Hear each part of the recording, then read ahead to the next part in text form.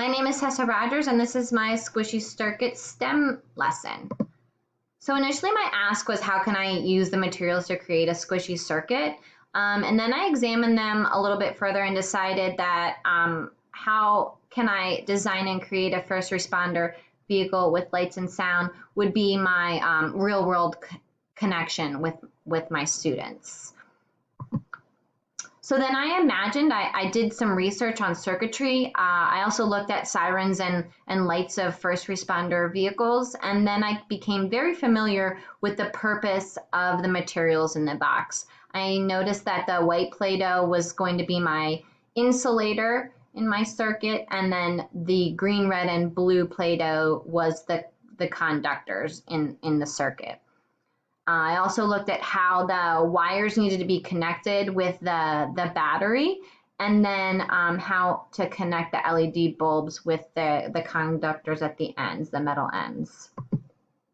I planned it out. I wanted to use the battery holder definitely to power it. I was going to use white and blue LED lights to simulate a police car, the buzzer for the siren. I needed the insulating Play-Doh because I figured out quite quickly that in order to have two ends of this bulb in either side of this Play-Doh, I needed the insulating Play-Doh in between in order for it to turn on and continue that closed circuit.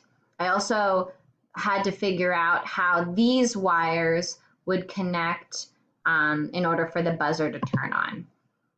So then I put my parts together to create my working circuit. I have the lights on the top. I have the siren on the side.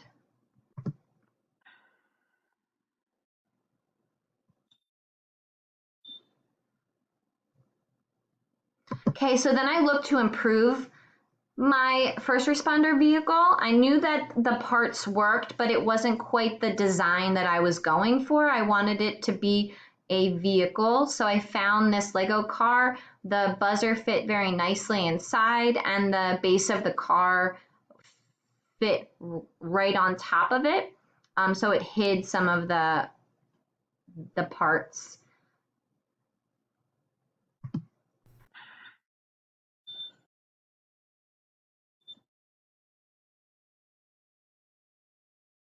Just gives it more of a vehicle feel. And then I also looked at possibly, if I were to improve this in the future, find out how I can attach the battery pack in order to make it a full-blown vehicle.